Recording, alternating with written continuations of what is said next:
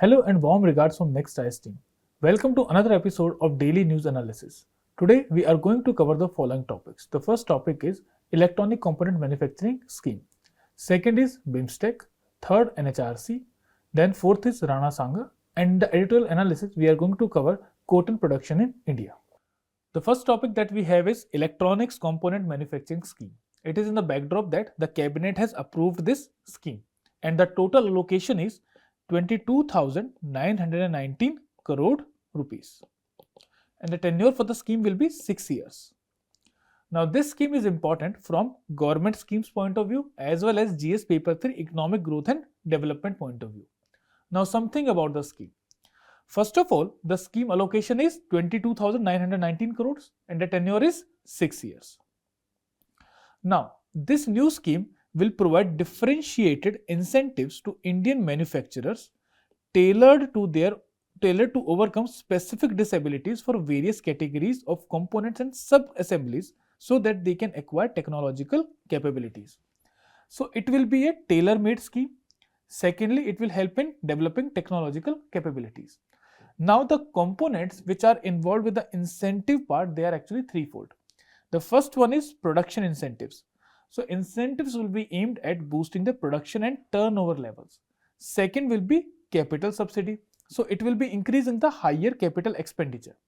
Thirdly will be the employment incentive. So it will be focusing upon employment link incentives, providing incentives with respect to the generation of employment. Now the objective of the scheme is to develop a robust component ecosystem in the country. For that, three things are needed. The first one is increasing the domestic value addition by developing capacity as well as capability enhancement. Second objective is attracting larger investment that can be from global as well as domestic sources. Third is integrating the Indian companies with the global value chain. It can be done through international partnerships and through enhancing the market access. So by these three, attracting larger investment, increasing the domestic value chain as well as integrating Indian companies with the global value chains, we are going to develop a robust component ecosystem in our country. Now it is under Ministry of Electronics and IT, that is MeitY. Secondly, what are the targets? The target is that we need to attract an investment which is amounting rupees 59,350 crore rupees. Secondly, the production that we need to achieve. So we need to achieve a production output of rupees 4,56,500 crore and the employment generation target is 91,600 persons. Along with this, there will be indirect employment generation also. The tenure is 6 years and first 1 year will be the gestation period of the scheme. Now something about India's electronics and exports and its production also. So if we see in last 10 years, the exports of the country have increased by 6 times with the annual growth more than 20%. Now in 2014-15, the exports were amounting rupees 0.38 lakh crore. In year 2023-24, they reached to 2.41 lakh crores. Secondly, the domestic production level, if we see, in 2014-15, the production was around 1.90 lakh crore. Now the production level for electronics have reached to 9.52 lakh crore in 23-24. Now you can attempt the MCQ visible on the screen. Please attempt it and post your answers in the comment box. Now the second topic we have is BIMSTEC. It is in the backdrop that the 6th BIMSTEC summit is scheduled to begin in Bangkok under the chairmanship of Thailand from April 4th. It is important from international relations point of view. Now something about BIMSTEC. What is BIMSTEC? BIMSTEC is the Bay of Bengal Initiative for Multi-Sectoral Technical and Economic Cooperation. It is a regional intergovernmental organization and it was formed in 1997 through Bangkok Declaration. In 2014, the BIMSTEC Secretariat was established at Dhaka in Bangladesh. That was the third BIMSTEC summit. Now BIMSTEC represents around 1/4 of the global population, that is 23% of the population. It amounts to 1.6 billion people. Secondly, with respect to world GDP, it represents 4% of the world GDP. and 4.5% of the world trade share is in this BIMSTEC region only. Now, BIMSTEC is based upon certain principles. These principles include respect for each other's sovereignty and equality, then territorial integrity, political independence, non-interference in internal affairs, non-aggression, peaceful coexistence, mutual respect, and mutual benefit. So, the relation between the members of the BIMSTEC is equal and respectful for each other. The next thing is, who are the members? First and foremost is the India is the member. Then we have Myanmar, Nepal, Sri Lanka, Thailand, Bangladesh, and Bhutan. So these are the members of the BIMSTEC. Pakistan is not a member of BIMSTEC, neither is Afghanistan member of BIMSTEC. If we add Pakistan and Afghanistan, and if we remove Thailand and Myanmar, then it becomes SAARC. So who are the members of SAARC? SAARC members include Bangladesh, Bhutan, India, Nepal, Sri Lanka, and Pakistan and Afghanistan. Now next thing is the history of BIMSTEC. So BIMSTEC was formed on 6th June 1997 through the Bangkok Declaration. Initially there were only 4 members. These members were Bangladesh, India, Sri Lanka, and Thailand. After that, in the same year, Myanmar also joined it. And previously this initiative was known as Bangladesh, India, Sri Lanka, Thailand Economic Cooperation. Then Myanmar joined the group. After that, Nepal and Bhutan also joined the group in the 6th Ministerial Conference. Then in 2004, it was renamed as BIMSTEC, Bay of Bengal Initiative for Multi-Sectoral Technical Economic Cooperation. And in 2014, Dhaka was considered as the secretariat for the BIMSTEC. Then in 2021, reorganization of the cooperation sectors, BIMSTEC streamlined its focus on the focus areas under specific sectors and subsectors led by the respective member states. Then what is the objective? Initially, the main aim of the regional group was to promote the economic cooperation between the countries bordering the Bay of Bengal. So it focused upon 6 areas. These areas were trade, technology, energy transport, tourism, and fisheries. After that, more areas were added. For example, public health, agriculture, poverty alleviation, counter-terrorism, environment, culture, people-to-people contact, and climate change. It happened in 2008. Now, what is the purpose of this regional grouping? First of all, foster an environment for conducive to rapid economic development of the countries or the members. Second, enhancing economic growth and social progress along the Bay of Bengal region. Third, support mutual cooperation through training and research in education, professional, and technical fields. Then ensure peace and stability by collaborating on counter-terrorism, transnational crimes, disaster management, climate change, and disease control. Then strive for poverty eradication in Bay of Bengal region, strengthening multi-dimensional connectivity and integrate regional connectivity frameworks to develop economic, regional integration and shared prosperity. Lastly, encourage trade and investment among the member nations. So more or less it is focusing upon all the areas. Economic growth and development, then social progress, mutual cooperation, peace and stability, then poverty alleviation, then we have multi-dimensional connectivity and trade and investment. So it is focusing on the holistic socio-economic development of the region. Then what are the challenges this BIMSTEC is facing? First and foremost challenge is the geopolitical tensions. For example, Bangladesh and Myanmar are having border issues in the southern part where Rohingyas are actually crossing over to the Bangladesh. So they are having their own geopolitical tensions. Along with that, the role of China through BRI is trying to compete the projects under the BIMSTEC. So that is another challenge that we are facing. Then second is the slow decision making. The bureaucratic hurdles are delaying the initiatives and projects. Then there is economic disparity also among the members. Due to this economic disparity, the members are having their own focus areas. So they want their own focus areas to be part of the BIMSTEC. So that is another challenge.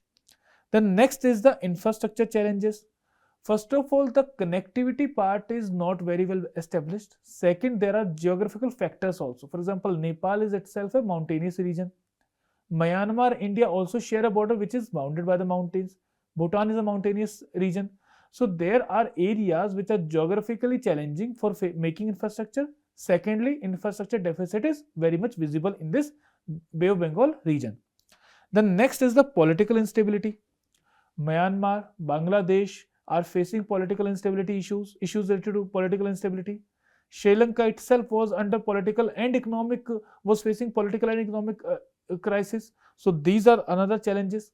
And last challenge is the funding constraints, because more or less all the countries are in the developing phase. So funding the project under BIMSTEC becomes an important challenge for the BIMSTEC. Now last part is the what are the important BIMSTEC projects. The projects include BIMSTEC Master Plan for Transport Connectivity. It is a comprehensive 10-year strategy spanning from 2018 to 2028. It aims to improve transport linkage among the member states. Then BIMSTEC Grid Interconnection. Its initiative aims to enhance energy cooperation among the members. Then there is Coastal Shipping Agreement also. This will facilitate coastal shipping within 20 nautical miles of member countries' coastline. Lastly is the Technology Transfer Facility, aims to facilitate the transfer of technology among the member states. Now you have to attempt the MCQ and post your answer in the comment box. The third topic we have is about National Human Rights Commission, and the backdrop for the news is gross negligence. NHRC holds KIIT responsible for students' suicide. In KIIT, a Nepali citizen student has committed suicide after being harassed. So NHRC took a suo motu cognizance of that and inquired upon in the issue. And now they have come out with the report that KIIT was responsible for the student's suicide.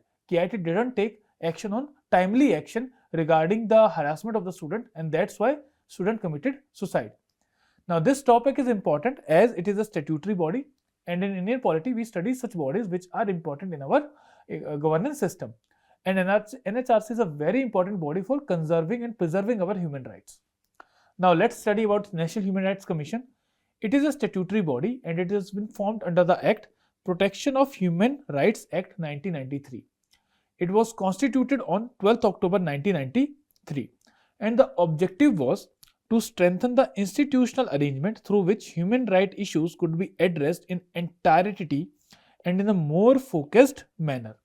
Secondly, to look into allegations of excesses independently of the government in a manner that would underline the government's commitment to protect the human rights. And lastly, to complement and strengthen the efforts that have already been made in this direction. Now regarding the composition of National Human Rights Commission, there will be one chairman and there will be 5 other members. The chairman can be a retired Chief Justice of India or a Judge of Supreme Court. Secondly, other members can be Judge of Supreme Court and one Chief Justice of the High Court. And rest 3 members, out of those 3 members, one has to be a woman and rest 2 can be men, and those 3 members will be having knowledge or practical experience in matters related to the human rights. So the composition includes chairman plus 5 members. Along with them, there will be certain members who will be deemed to be members of National Human Rights Commission. These include the chairperson of the National Commission of the Scheduled Caste, chairperson of National Commission of Scheduled Tribes, chairperson of National Commission of Minorities, then chairperson of the National Commission for Women, National Commission for Child Rights, National Commission for Backward Classes, and chairman of the National Commission for the Persons with Disabilities. These 7 members will be deemed to be members of the National Human Rights Commission. And this number was increased through the PHRA Amendment Act of 2019. Then, who is going to appoint them? The NHRC members will be appointed by the President, and President will do so on recommendation of a high-level committee. This high-level committee will include following members. The first one will be the Prime Minister, then Minister in charge of Home Affairs or our Home Minister. Third will be the Speaker of Lok Sabha, and the deputy chairman of the Rajya Sabha. So please mind it, it is the deputy chairman, not the chairman. Speaker of Lok Sabha and the deputy chairman of the Rajya Sabha. Then along with that, the leader of opposition from Rajya Sabha as well as from the Lok Sabha. So these are going to be the members of the high level committee who are going to recommend the president regarding appointment of NHRC. Then what is the tenure? The tenure is 3 years or until 70 years of age, whichever comes earlier. Secondly, reappointment is allowed, but after the completion of tenure, the members are not allowed to hold any state or central government positions. So after the completion of the tenure, the member can either be reappointed to the National Human Rights Commission or he cannot be appointed in any position under central or state governments. So no further employment is allowed other than reappointment to the NHRC.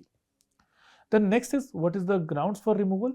The president can remove any member of the NHRC including chairman if he is adjudged as a insolvent, or he is engaged in any paid work outside his official duties, or he is unfit due to infirmity of mind or body, then is declared as of unsound mind by a court, or are convicted and imprisoned. So on these basis, the president can directly remove them. Along with that, there are two more conditions that are misbehavior or incapacity.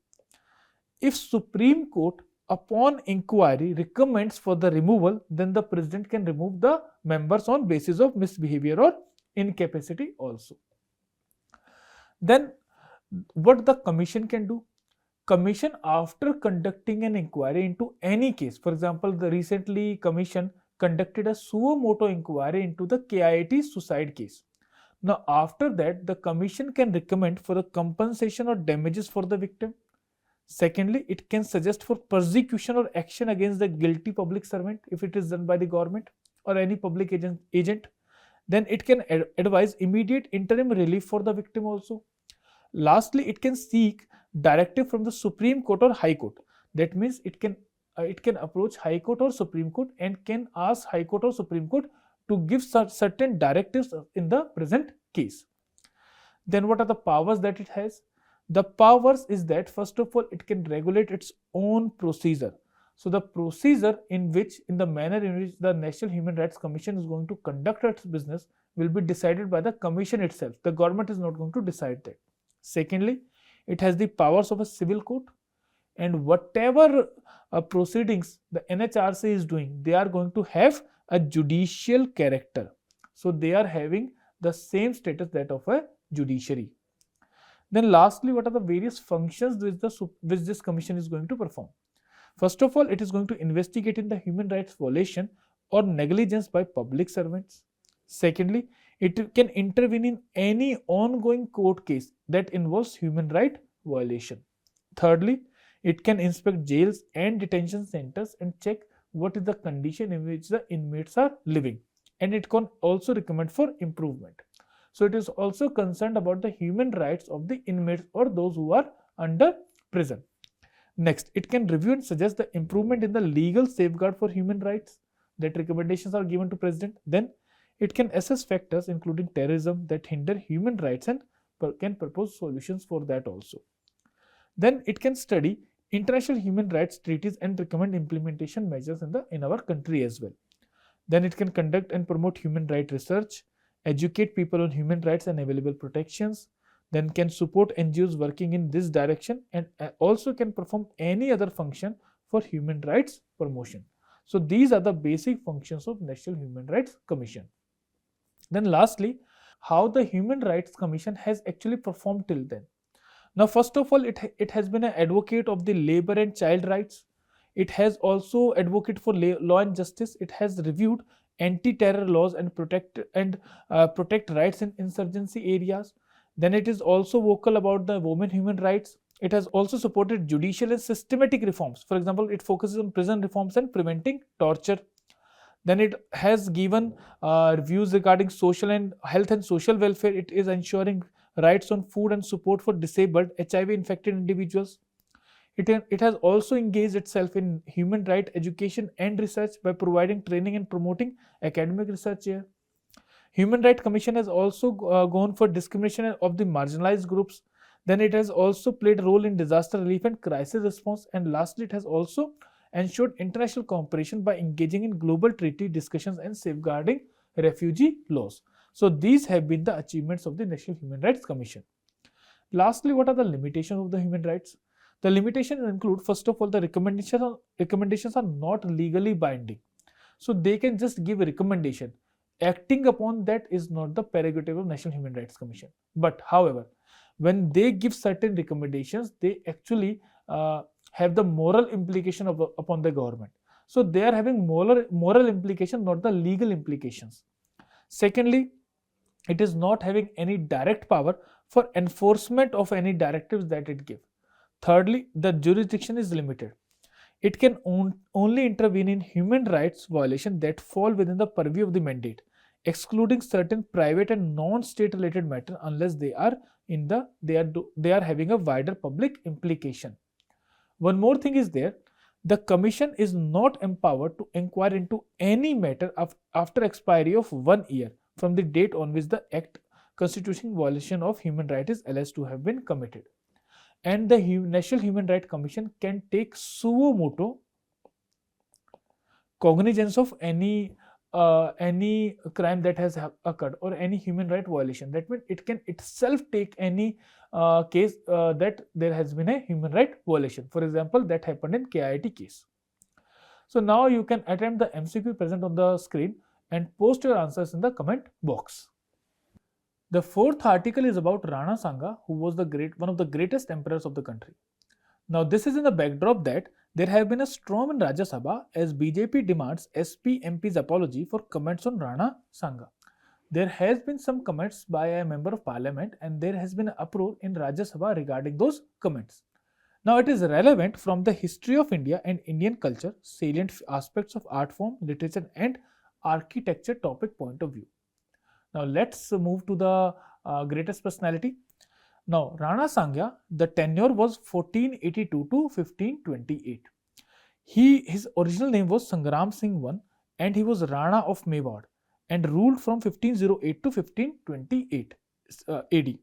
He belonged to Sisodia dynasty and the capital was Chittor. Present day, the empire actually covered areas of Rajasthan, Gujarat and Madhya Pradesh and capital was Chittor. Next is who were the contemporaries. So Ibrahim Lodi of Delhi Sultanate, then the first Mughal emperor Babur, they were the contemporaries of the Rana Sanga. And the Mughal historian Abdul Qadir Badini has said Sanga was the bravest of the all Rajputs along with Prithviraj Chauhan. Even Babur has said that he was the greatest Indian ruler of all times. If we see at the wars that Rana Sanga has fought, these wars include, the first one was Battle of Khatoli in 1517. It was between Ibrahim Lodi and Rana Sanga and Mewar won that war. That is, Rana Sanga won that war. Next was Battle of Idar. It was between Bharatmar and Raimar. And Raimal was supported by Rana Sanga and ultimately he won. Then Battle of Gangron. This is an important battle. It was between Mahmud Khilji II and Rana Sanga and again Rana Sanga won. Then Battle of Dholpur in 1518. Rana Sanga versus Ibrahim Lodi. Rana Sanga again won. Then Battle of Bayana in 1527. Rana Sanga versus Nizam Khan and Abdul Aziz and Rana Sanga again won. Then Battle of Khanwa in 1527. It was a deciding battle. Babur versus Rana Sanga, in which Babur won decisively and consolidated the Mughal Empire. Now you can attempt the MCQ based upon the discussion and post your answers in the comment box. Now the last topic that we have is about cotton production in India. The backdrop is that the losing the thread and irrational aversion to technology has led to fall in cotton production. The cotton production in India was at highest level in 2015-16. After that, it has been declining. So this article is trying to explore what has been the possible reasons for that. Now it is relevant from general science and agriculture topic point of view. If we see previously also UPSC has asked some questions upon this technology as well as upon BT cotton. So this is the question here. You can attempt the question and post your answers in the comment box. Now coming back to the topic. Decline in Indian cotton, a policy-induced crisis. If we see in India, the cotton production was 13.6 bales in 2002-03 and it increased to 39.8 bales in 2013-14. It further increased in 2015-16 and India became the world's #1 producer.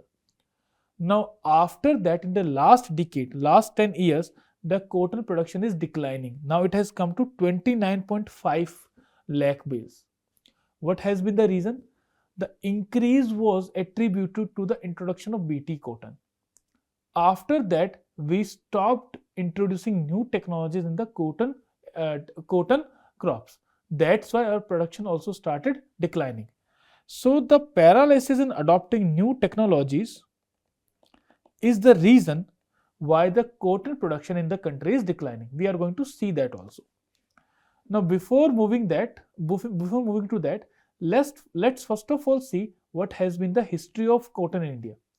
So in 1917, the H4, world's first cotton hybrid, was developed. It was developed by C.T. Patel. In 1972, Varalakshmi, another cotton hybrid, was produced. It was an interspecific hybrid, and it was bred by B.T. Katarki. Then in 2002-03, the first GM BT cotton hybrid was released, and it was resistant against the American bollworm. That means American bollworm was not able to attack the particular BT cotton. In 2006, Bollgard 2 technology was introduced, and this was actually helpful for India. It added protection against Spodophora leafworm. Then its impact has been that India's 95% cotton is now BT cotton. It actually amounts for 12 million hectare land by 2013, and it has increased the lint yield from 302, which was in 2002-03, to 566 per hectare, kg per hectare. So yield actually doubled. It doubled from 302 to 566 in 2013-14, from 2000 to 3. That what happened due to introduction of BT cotton. BT cotton is a genetically modified crop which can resist the pests like moth, beetles and bollworms.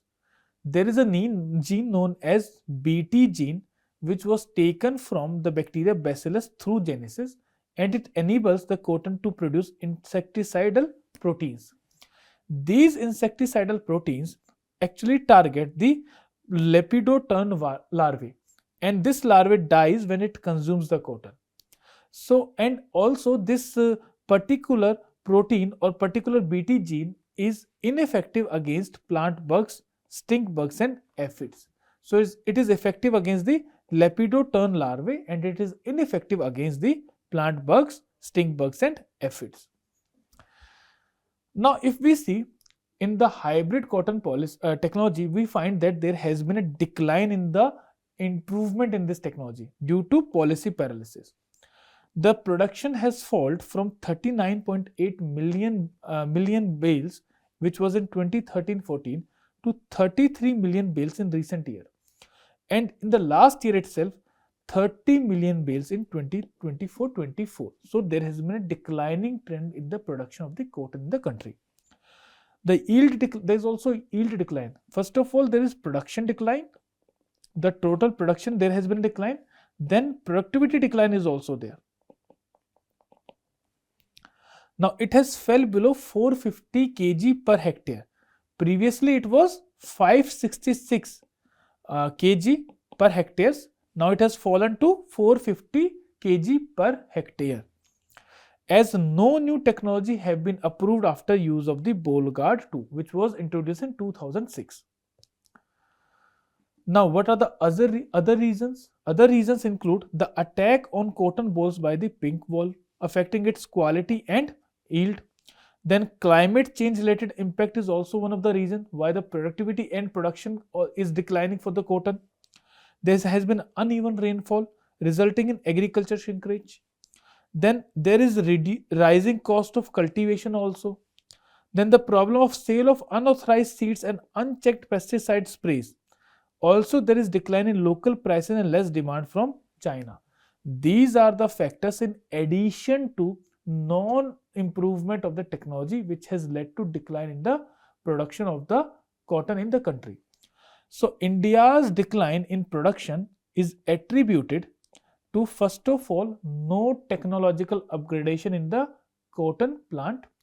Along with it, other reasons include attack by the pink bollworm, because this BT cotton is not resistant against the pink bollworm. That's why the pink bollworm has now increased and it is affecting the cotton plants. Secondly, climate change. Thirdly, rising cost. Fourth is the unauthorized seals and unchecked pesticide use. And lastly is the demand. Less demand from domestic as well as from declining demand from China. Now, there has what has been the other areas which have been affected by this lack of technology. If we see in other crops also, the genetically modified technology is not being adopted by the country. There has been a no go for the GM crops. For example, in 2009-10, there was a moratorium on the use of the GM BT brinjal, and it is still going on. Then the environmental activism has actually blocked the field trials of the GM crops. Then next is that GM hybrid mustard. It is still unapproved in spite of having extensive field trials. The indigenous transgenic cotton varieties are stuck in the bureaucratic hurdles. Then judicial intervention in the scientific matters has also slowed down the further progress in the GM crops. Then what is the impact that we are facing? The impact is that there are rising imports and there is economic impact of that also. The imports are now surging actually. The cotton import bill has doubled from 514 million, which was in 2023-24. It has now doubled to 1040 million, or you can say 1 billion in 24-25. The exports are declining. The export was 729.4 million and it is now declined to 660.5 million. Now, pink bollworm infestation is also there. It has worsened due to lack of technological advancement. If we are not going to technologically advance, then the pink bollworm is going to affect the cotton plantation more adversely. Then if we talk about the global trends, the US and Brazil have become the top cotton exporters. And the trade wars that are going on, it is a possibility that the import duty of 11% that we are having, we have to forego that import duty also, and there will be more cotton import from the other countries. India has also, there has been one more case. India earlier has allowed GM soya bean crops to be imported without any duty. So there can be relaxation in this 11% import duty that we are imposing under the pressure from US and Brazil. Now something basic about the cotton.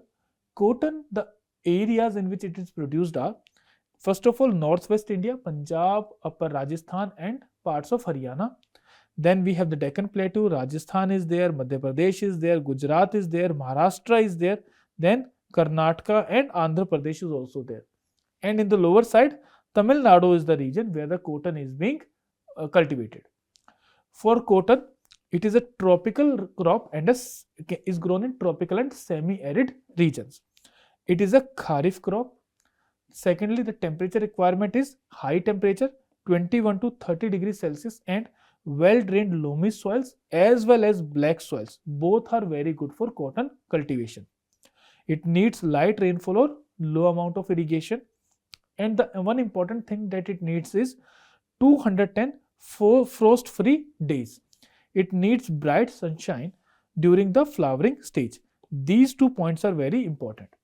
Then the maturity period is 6 to 8 months. So this was about cotton. Now you can attempt the mains question present on the screen and you can post your answers in the comment box. I hope this would have been very helpful for you. Thank you very much.